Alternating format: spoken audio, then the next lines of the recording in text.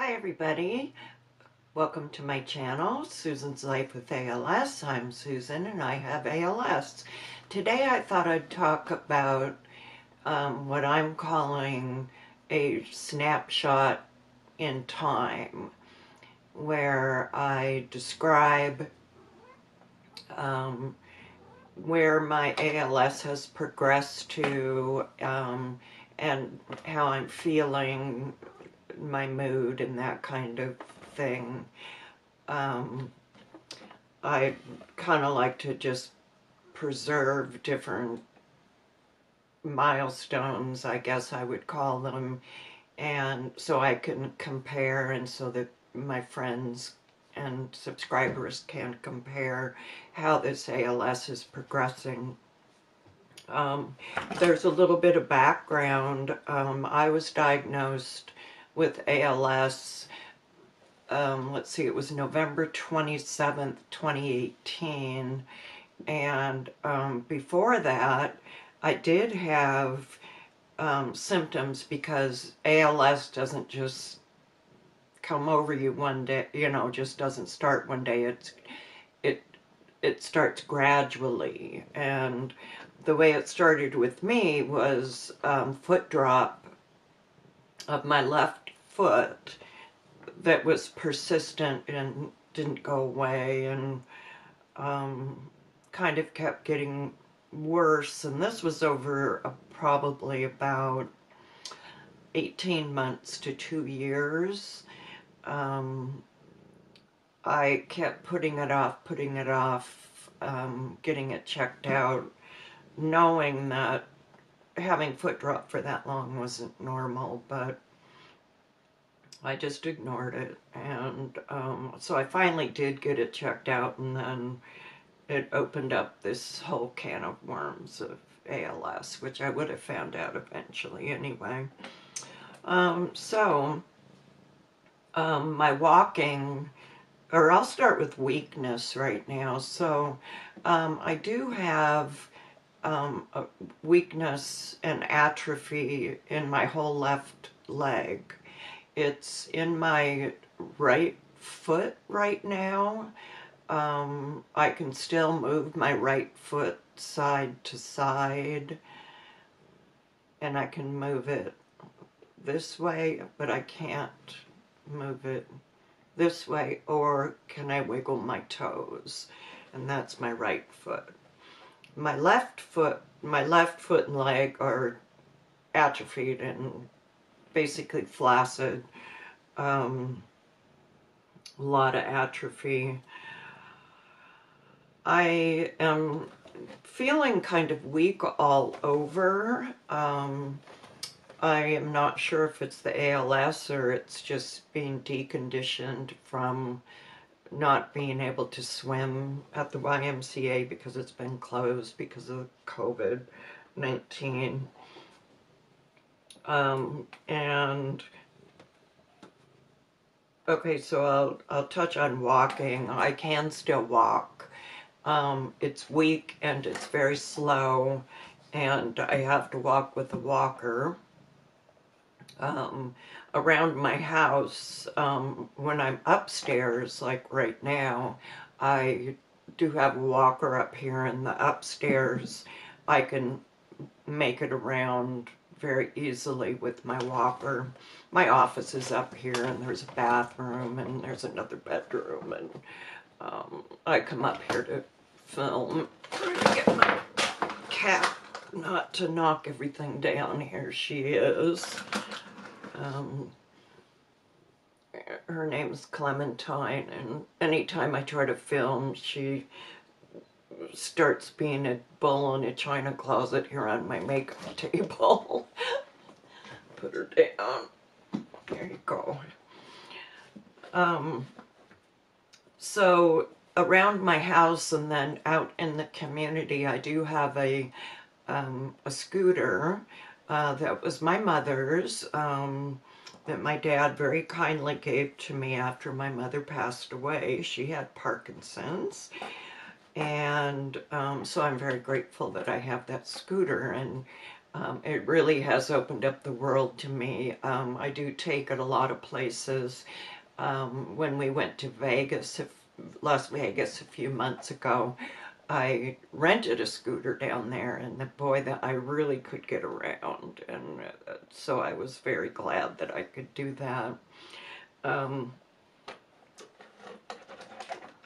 Trying to get up from short, low, I guess low chairs, low toilet, low, oh, what else? I don't know. Anything is low. I have trouble getting up from a seated position. We just coincidentally needed a new toilet for our master bathroom, and we went to Lowe's and looked at toilets, and I would say 99% of them now are chair height, which is anywhere from 16 1/4 inches to 17 inches. And I only saw one brand that had one regular height toilet that is 14 1/4 inches high. So we did buy one of the chair height ones because that seems to be the way the market is going, and I needed either a lift thing on the toilet, or we needed a new toilet. Well, luckily we got a new toilet because we needed one, and now I can get up and down off the toilet really easy, and I do have bars beside the toilet, and boy, it's really making it a lot easier. Turning in bed, I can still turn to my right side, and I do sleep on my right side. If I need to turn to my left side, I have a bar that slips under the mattress, and then is a bar on the side of the bed, and I can grab that and turn myself over.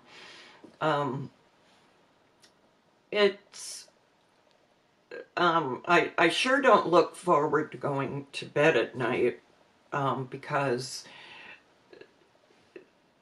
of just such a hassle when I get there, you know. But my cat has knocked down a ton of stuff here. You are being troublesome. So, okay, that's turning in bed for right now. Let's see, cooking. It's not very safe for me to be around hot pans, hot oven.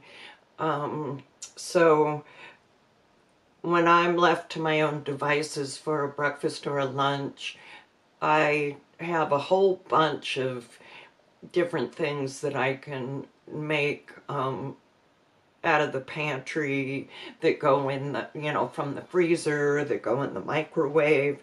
So I'm not starving by any means. And my husband has been making all the dinners. Oh, thank goodness for my husband. If I go to the grocery store, and I would have to go with someone because my driving, and I'll get to driving here in a minute, but so when I go with my husband, he runs into the store and gets one of the store scooters and brings it out to the car, and then I can grocery shop with him. So that's been very nice. So that's how I've been doing it lately.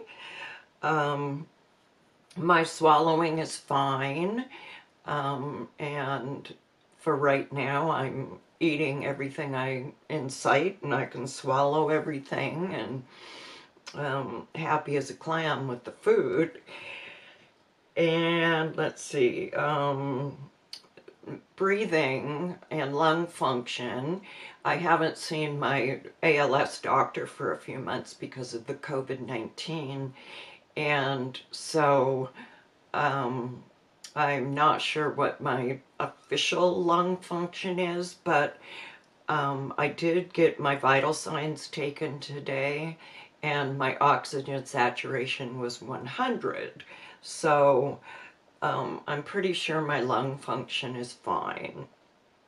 Okay, driving.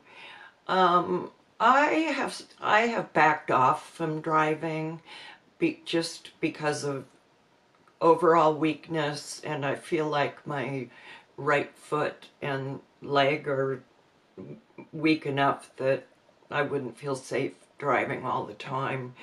My car did need to go get its A service or whatever that light pops up in a Honda. It's an A service or a B service or something. I needed to go get the A service. So on Sunday, this past Sunday, I drove, and I drove the car to town, which is about 8 miles away, and parked it outside the repair shop. My husband followed behind me. Then I rode home with him. Then yesterday we went to pick up the car, and we drove down there, my husband and I together, and then I drove the car home. Now, I did fine. I felt weak. My leg felt weak, and I probably wouldn't drive any further than my town that's about 8 miles away, and I wouldn't drive very often because A, I don't want to be a danger to other people on the road. B, I don't want to wreck my car. C, it makes a lot of anxiety for me because I'm pretty scared when I'm driving. And what am I going to do when I get someplace? I am not strong enough to get the walker or anything out of the back of my car because I need a walker to walk. So driving really is going to be few and far between, if at all, for me anymore. My mood as of late has been pretty good,